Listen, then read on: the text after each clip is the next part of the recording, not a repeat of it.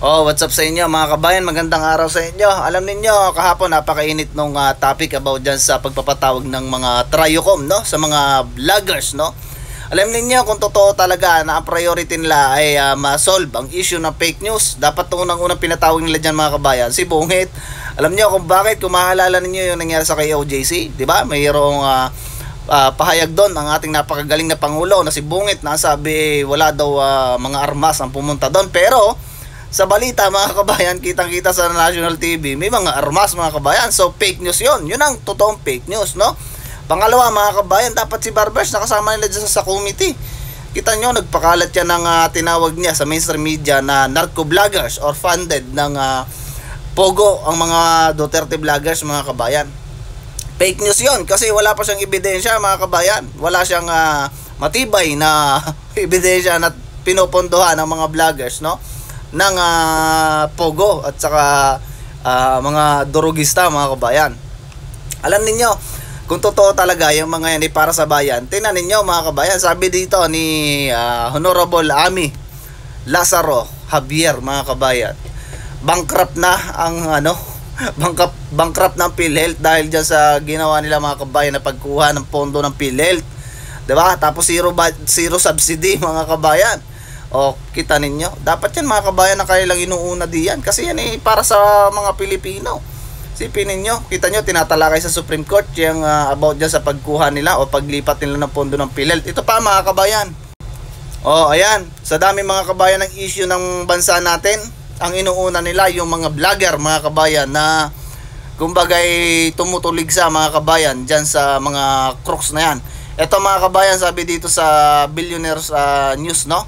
World Bank isinusulong ang mga reforma sa pagninegosyo. Ang sabi kasi dito mga kabayan, ito no, itong representante na to, ang bansa daw natin mga kabayan ay kumbaga pagdating sa business mga kabayan ay tayo ay lugmok, no?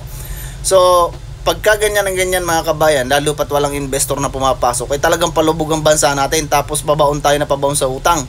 Kasi napakahilig nito na Bungit mga kabayan mangutang, di ba? Kung maalala ninyo, may inutang na naman yan mga kabayan.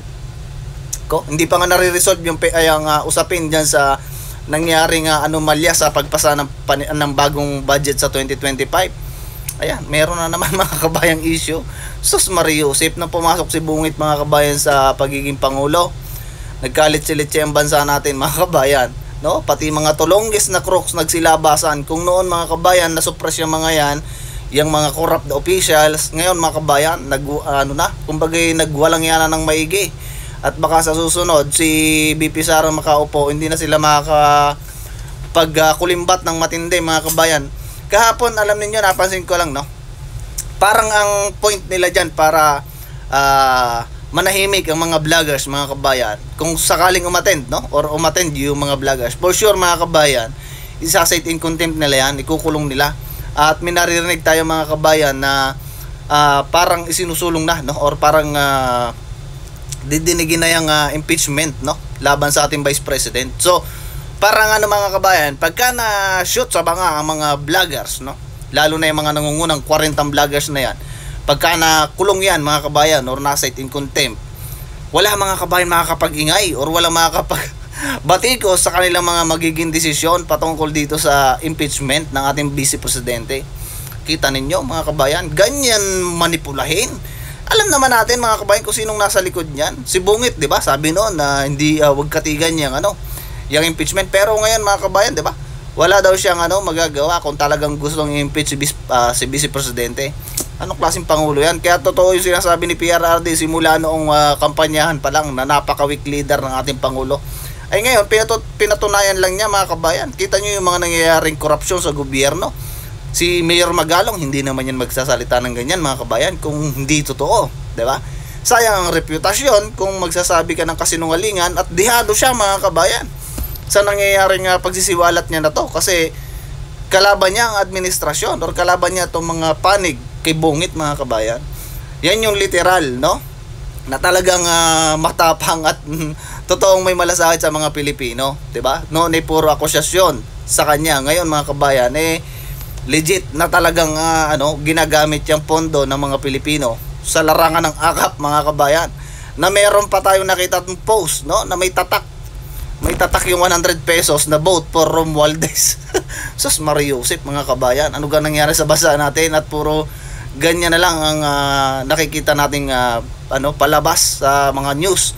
Kita nyo? O so, sige mga kabayan, ingat kayong lahat. Adios sa inyo at may trabaho pa tayo. Nag-share lang ako sa inyo mga kabayan ng opinion natin. Itong opinion ng isang Pilipino, mga kabayan. O, kayo din, magbigay kayo ng inyong opinion diyan. Hayaan niyo yung mga tulonggis na nagko-comment dito sa comment section natin kasi ina-idol nila yung tag dito, laging uutal-utal magsalita at laging lingo. Adios mga kabayan, see you sa susunod na video.